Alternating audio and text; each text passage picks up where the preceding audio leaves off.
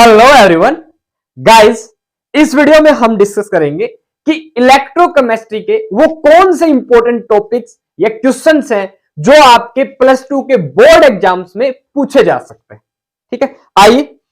Electrochemistry chemistry में एक बहुत ही इंपॉर्टेंट यूनिट है जिससे नीट जेडब्ल्यू बोर्ड एग्जाम्स में क्वेश्चन पूछे जाते हैं। और इन क्वेश्चंस में आप लोगों को सिंपली ऐसा करना है भाई, अगर इनको आप क्वेश्चन के फॉर्मेट में देखना चाहें तो व्हाट इज और डिफाइन, जैसे what is electrochemical cell question बन गया। अब ये 2 मार्क्स में या 5 मार्क्स में पूछा जा सकता है। पूरी इलेक्ट्रोकेमिकल सेल को आपको डिफाइन करना है। ठीक है, क्या होती है, इसकी एप्लीकेशन क्या है, लाइक दैट। तो आइए डायरेक्ट टॉपिक्स देखते हैं। डिफाइन इलेक्ट्रोलाइटिक सेल, क्या होती है इलेक्ट्रोलाइटिक सेल, और इन दोनों में डिफरेंस पूछते हैं। Differentiate between electrochemical cell and electrolytic cell. Then what is concentration cell, पता होनी चाहिए आपको। और यहीं से आपका नीट और जेईई का क्वेश्चन उठ जाता है भाई।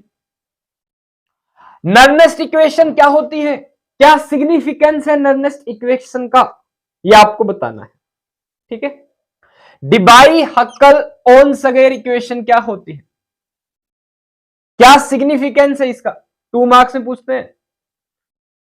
What is Faraday's first law, define Faraday's second law of electrolysis, chemistry में पूछा जाता है इलेक्ट्रोलाइसिस का, फिजिक्स में भी है, ध्यान रखिएगा। Define specific conductivity and its unit, direct question आता है board exam. Define molar conductivity and its unit, define equivalent conductivity and its unit, direct question.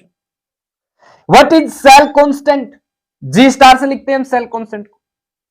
What is G, G होता है conductance, what is conductance, what is resistance. Specific conductivity को आप लिखते हैं kappa से के। Lambda m, that is what molar conductivity का symbol है। लैम्डा इक्विवेलेंट, इक्विवेलेंट कंडक्टिविटी का सिंबल है। What is Kohlrausch law, 2 number में क्वेश्चन पूछते हैं भाई। What is limiting molar conductivity, Kohlrausch law में लिमिटिंग मोलर कंडक्टिविटी का ही इस्तेमाल होता है, ध्यान रखिएगा। Next, what is corrosion,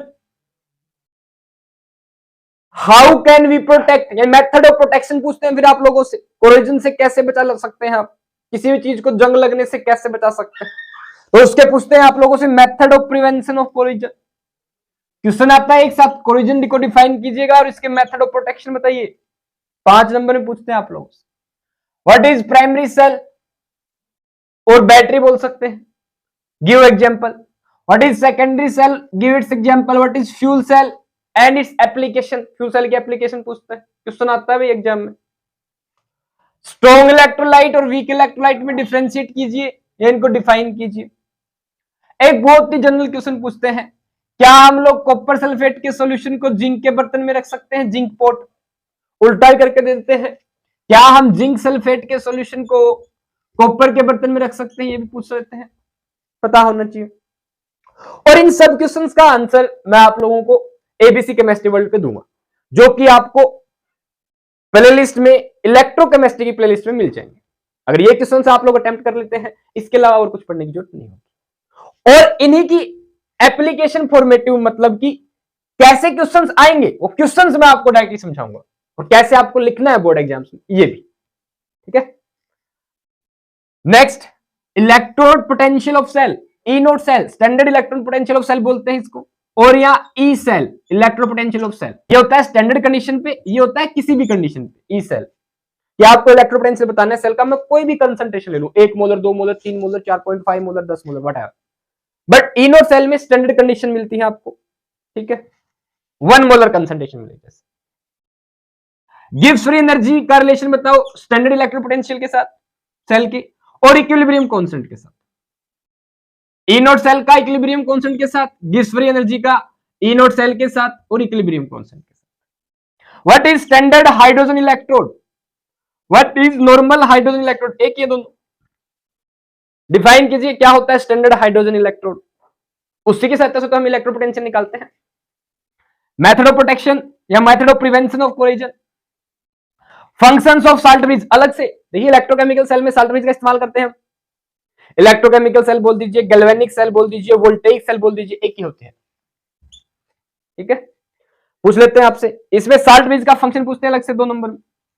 applications क्या है इलेक्ट्रोकेमिकल सेल की? इलेक्ट्रोकेमिकल सेल की एप्लीकेशंस कहां यूज, क्या क्या यूज कर सकते हैं आप इलेक्ट्रोकेमिकल सेल, कहां इस्तेमाल कर सकते हैं, क्या क्या यूज हो सकता है। और न्यूमेरिकल्स स्पेशली आप लोगों से पूछे जाएंगे फ्राइडेज के फर्स्ट लॉ पे, फ्राइडेज के सेकंड लॉ पे, डिबाइक्लोन सगार पे, नर्नस इक्वेशन पे, कंसंट्रेशन सेल पे, molar conductivity, specific conductivity, equivalent conductivity, cell constant पे, कोलरात्स लॉ पे, न्यूमेरिकल्स ही तो है। इनके इनोट सेल के इक्विलिब्रियम गिव फ्री एनर्जी पे, यही चीज, ये टॉपिक्स हैं जहां से न्यूमेरिकल्स आता है। जी रेजिस्टेंस, कापा, मोलर कंडक्टिविटी, इक्विवेलेंट कंडक्टिविटी। तो ये है भाई आप लोगों के लिए ओवरऑल इलेक्ट्रोकेमिस्ट्री। ये टॉपिक्स आप कंप्लीट कर लीजिए, इलेक्ट्रोकेमिस्ट्री कंप्लीट, डन। यानी टॉपिक वाइज आप लोगों को अटेम्प्ट करना है, और यही टॉपिक्स से, इन्हीं टॉपिक से क्वेश्चन आप लोगों से पूछे जाएंगे जेई में, नीट में, बोर्ड एग्जाम्स। तो क्यों ना भाई इन क्वेश्चंस को अटेम्प्ट कर लिया जाए। ठीक है, अब आप लोग अच्छे से पढ़िए, और किसी प्रकार की कोई क्वेरी आप लोगों की हो किसी भी टॉपिक से रिलेटेड, तो आप लोग कमेंट में पूछ सकते हैं। Okay, all the best.